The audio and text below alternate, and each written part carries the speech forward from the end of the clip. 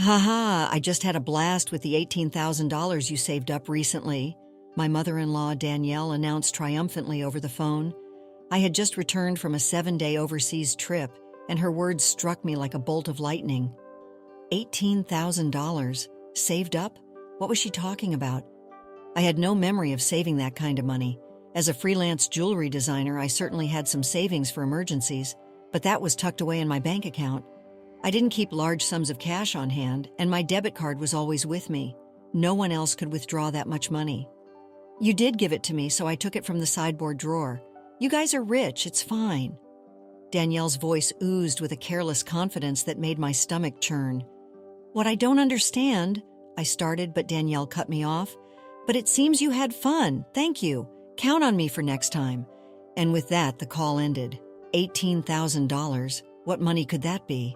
This question haunted me until Anthony, my husband, returned home that night. Ah, so that's what it was, he said, a grim expression settling on his face. A month later, my phone was bombarded with calls from Danielle. I ignored them at first, but when the missed call count climbed over 80, I started to feel a sense of dread. It's baffling, but it's her fault, I muttered to myself as my phone buzzed again with Danielle's name flashing across the screen. I was tempted to ignore it, but her persistence wore me down. I answered, my voice laced with irritation. Hey, what do you think you're doing? Danielle's shrill voice pierced through the phone's speaker. What does she mean? She's reaping what she sowed.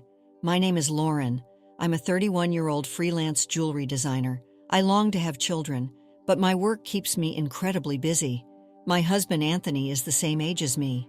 He used to have a corporate job, but he bravely quit to become my business manager. When we first married, my design work was sporadic, and we relied heavily on Anthony's income. But as I approached 30, my work stabilized, and I desperately needed help managing my schedule. It looks tough. Can I help with anything? Anthony, who held a promising position with potential for advancement, offered without hesitation. He quit his job and became my business partner. With Anthony handling the business side, we now have deals with renowned international brands. Even though we were successful as a couple, we still faced our share of problems. Most stemmed from Anthony's mother, Danielle, who lived alone at his family home. Danielle believed we were living a life of luxury and frequently came asking for money. You always seem to be living so lavishly, I'm jealous, she'd say, her voice dripping with envy. As a jewelry designer, I'm often invited to new product launch parties or dinners with company executives. For me, these events are essential business activities, a crucial part of my job.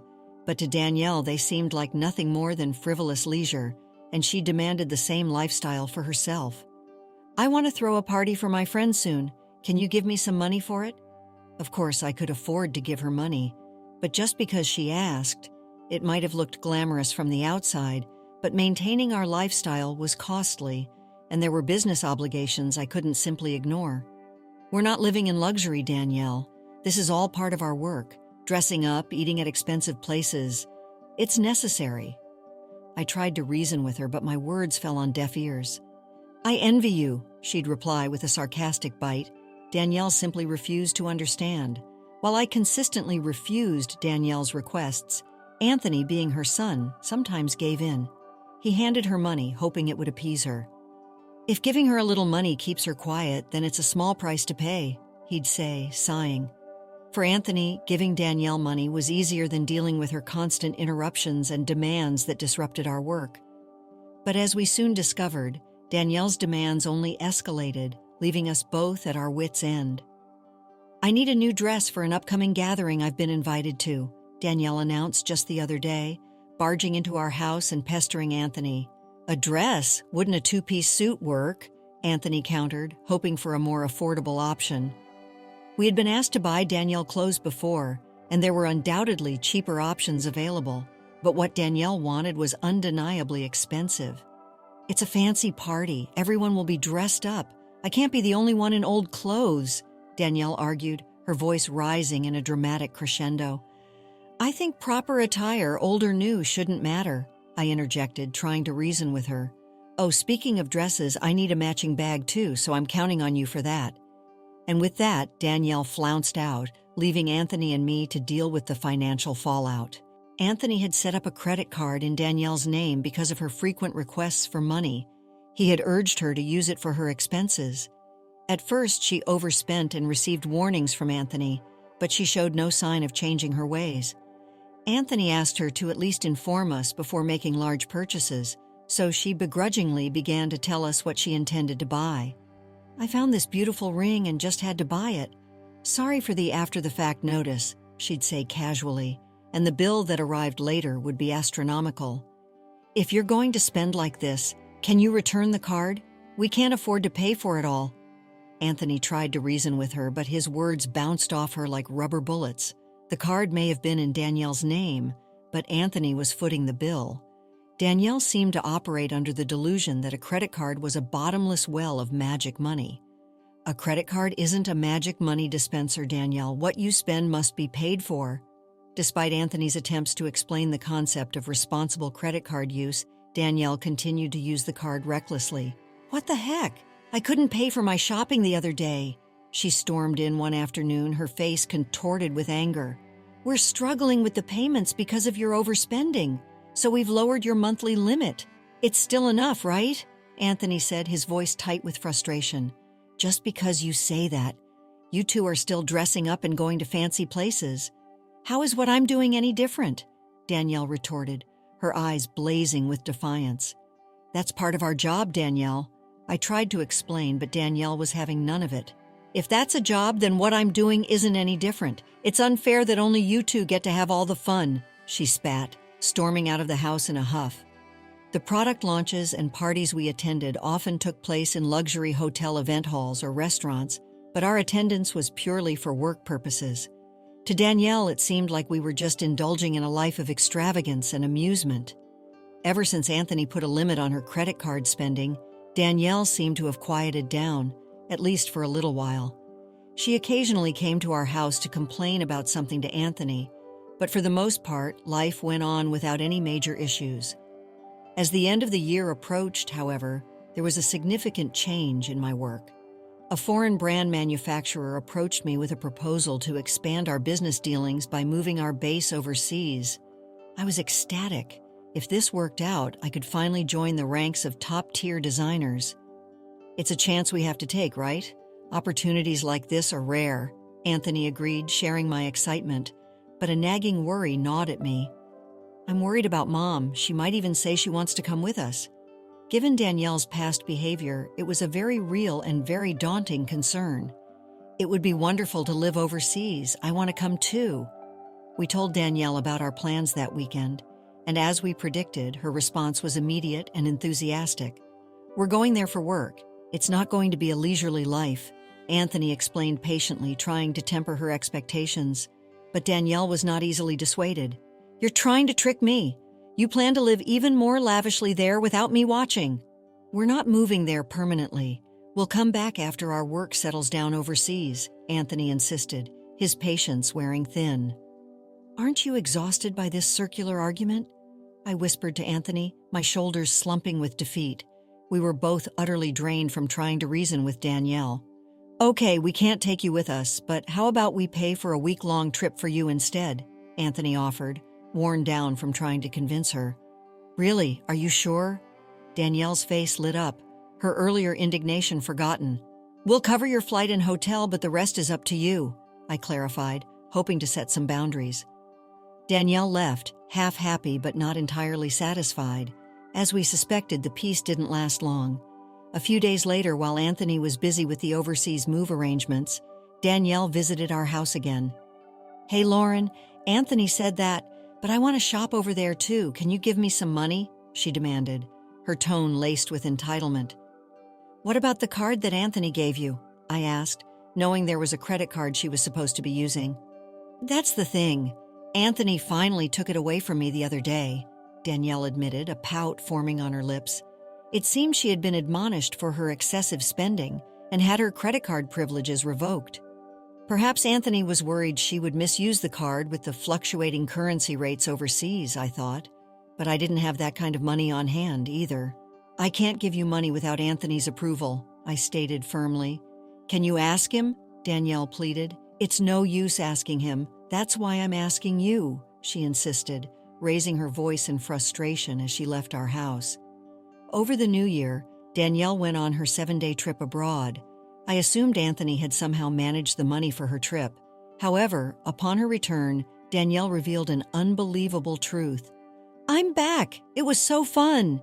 Danielle's excited voice filled my ears as she called to share her sightseeing and dining experiences, unsolicited. "And I overbought souvenirs. Couldn't fit them in my suitcase, so I had them shipped from there. Can't wait for them to arrive." "That's nice," I replied, my voice flat with growing annoyance. "Thanks to the money you saved up, I had a blast," Danielle chirped, her words sending a wave of confusion through me. "Saved up money? What are you talking about?" I had no recollection of setting aside any money for her trip. Sure, I had some savings for business emergencies, but that money was safely stored in my bank account, a place where Danielle couldn't possibly withdraw cash from. "You didn't notice, you're surprisingly oblivious," Danielle chided, her tone lightly despite the gravity of the situation. Despite her insistence, I had no memory of saving up any money for her. "I found it in your house's sideboard drawer, $18,000. "What money? Why should such money be there?" Danielle's casual revelation sent my mind into a tailspin. I couldn't imagine us keeping cash at home, especially not such a large amount, tucked away in a drawer. Confused and alarmed, I said to Danielle, "I'm not sure what money you're talking about, but if you took it from our house without permission, that's theft. Even if you are family, do you understand? That's a serious crime." "That's why I'm telling you now that I used it," Danielle said nonchalantly. I was dumbfounded by her flippant response. "I have no idea about this money, but if you took it and used it without saying anything, it's a crime. And if it was something Anthony had set aside for an important deal, it's even more serious," I said, my voice trembling with a mix of anger and fear. I distinctly remembered that there hadn't been any disruption in our business dealings or payments while Danielle was on her trip. "You two live so extravagantly, so why can't I have a little of that? Think of it as doing a favor for your parent. It's not a big deal, right?" Danielle's self-entitled reasoning was beyond infuriating. It was one thing to take money from her son and his wife, but this was not how someone should act after taking someone else's money without their knowledge or consent. "I'm glad you enjoyed your trip, but I'll ask Anthony about the money when he gets back," I replied, my voice clipped. The entire situation was unsettling, and I was eager to get to the bottom of it. "Hey, pause for a moment. Would you care to support us, like this video, and subscribe for more? Now let's dive back into the story. Anthony will understand. After all, I'm his only mother, and $18K isn't much to him," Danielle scoffed before ending the call. I was astounded by her complete lack of awareness and remorse. "Please tell him that, thanks." And with that, she disconnected the call, leaving me to grapple with the unsettling mystery of the missing $18,000. $18,000 in cash sitting in a drawer in our house. What was the money for? "Lauren, do you know about the money I left in the drawer?" Anthony's troubled voice greeted me that night when he returned home. 10 days ago, I withdrew it from my bank account. It's gone now." "It was you keeping such a large sum in a drawer? Didn't you think it was careless?" I exclaimed, my voice laced with disbelief. "I needed cash immediately for an urgent payment. Do you know anything about it?" His eyes searched mine, a flicker of suspicion crossing his face. "It can't be that you—" "No, today Danielle called saying thanks for the $18K, had a blast with it," she said. I didn't understand what she meant. I was relieved that Anthony didn't suspect me, but the mystery deepened. "What? Mom did?" It was Anthony's money after all, but what was such a large amount intended for? "Hey, if it wasn't for a business payment, we've been doing bank transfers for a long time, right? Why cash all of a sudden?" I was starting to understand that it was Anthony's money, but the full picture remained elusive. "So, Mom took it without saying anything, then it's her fault," Anthony said, his voice a mixture of anger and resignation. "What do you mean?" I asked, still puzzled. Anthony hesitated, then launched into an explanation about why he had left such a large sum of money at home. After limiting Danielle's credit card spending, she had secretly been borrowing money from various sources. This included racking up debt on consumer finance cards and credit cards she had secretly opened. When I found out, I took away all her cards and prepared the cash to repay Danielle's ballooning debt. Although if I gave her cash, she'd just spend it herself, so I planned to pay the institutions directly. Anthony explained, rubbing his temples tiredly. A bank transfer would leave a record in our accounts, and I didn't want too many records in our bank accounts for the sake of trust with our business partners in bookkeeping. That's why I decided to cash it out and pay individually. Supporting Danielle's overseas trip was like a parting gift, as we wouldn't be able to look after her in the same way after moving abroad. So that's what it was. What will become of Danielle now? I asked, a knot of worry forming in my stomach. Debt collection notices and payment demands will probably start coming soon, but since she spent the money herself, there's nothing we can do, Anthony said nonchalantly. A month passed. Why aren't you answering my calls? Danielle's voice was almost a sob. It was jarring to hear her normally confident tone replaced by desperation. I'm sorry, I've been busy with moving preparations. What's wrong?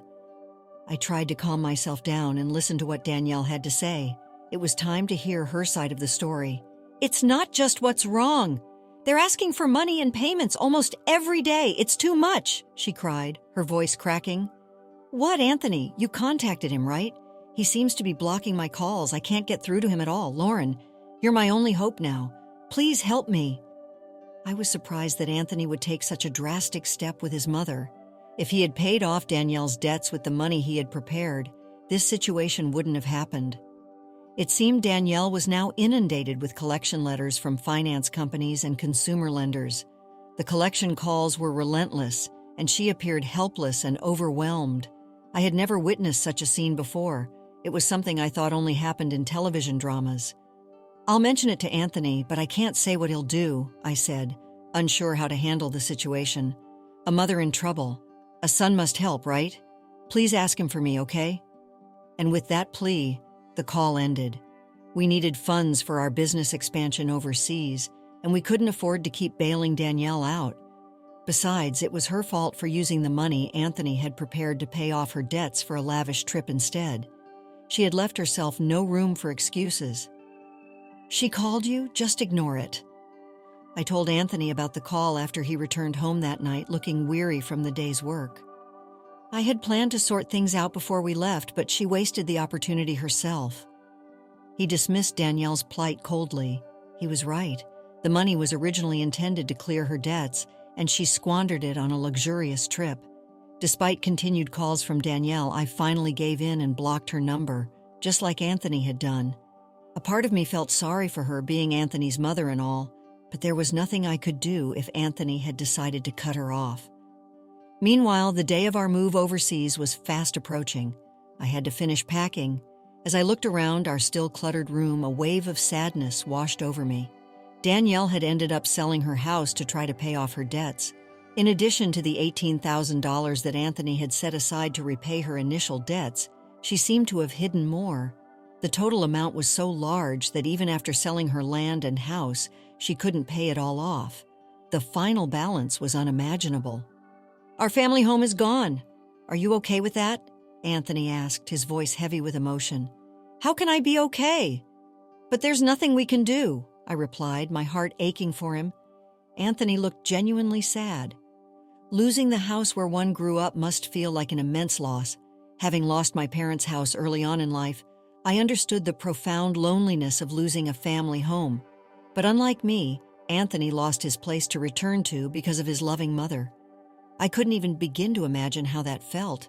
Danielle was now living in a cheap apartment, struggling to repay the remaining debts with a part-time job. At her age, finding work must have been incredibly difficult. I felt a pang of sympathy for her. However, the consequences of her reckless spending led to this. She had no one to blame but herself. Even for the elderly, there must be consequences for their actions. My business was flourishing overseas. The move had brought a surge of inquiries from other brands, and I was getting offers from unexpected places, opportunities I couldn't have imagined back home. It was all Let's conclude the story. Very exciting. My designs were gaining international recognition, and I was finally achieving the success I had always dreamed of. I was grateful for Anthony's unwavering support and the opportunities that our move overseas had brought. But the shadow of Danielle's situation lingered in the back of my mind. Despite her reckless actions and the strain she had put on our relationship, I couldn't help but feel a twinge of sadness for her. She was alone, struggling to make ends meet and estranged from her only son. The family home, a place filled with memories and history, was gone. Anthony remained resolute in his decision to cut ties with his mother. He believed she had made her bed and now had to lie in it. He couldn't forgive her for her financial recklessness and the betrayal he felt when she took the money he had set aside to help her. I understood Anthony's anger and frustration. Danielle's actions had consequences, and she was responsible for the predicament she found herself in. But I also recognized the complex emotions that come with family ties, the deep-seated love and obligation that can be difficult to sever completely. As my career continued to soar, I found myself grappling with a moral dilemma. Could I truly enjoy my success knowing that Danielle was struggling? Was it possible to separate my personal feelings from the business decisions we had made? The questions lingered unresolved. I had achieved my dreams, but the cost felt heavier than I had anticipated. The story of Danielle, Anthony, and me is a reminder that even in the pursuit of success and happiness, there are often complicated emotions and difficult choices to navigate. Family relationships, for better or worse, have a way of shaping our lives in profound and lasting ways. After experiencing the full journey of our story, we'd love to hear your thoughts. How did the story resonate with you? Don't forget to like, subscribe, and stay blessed. Thank you for watching, and see you in the next story.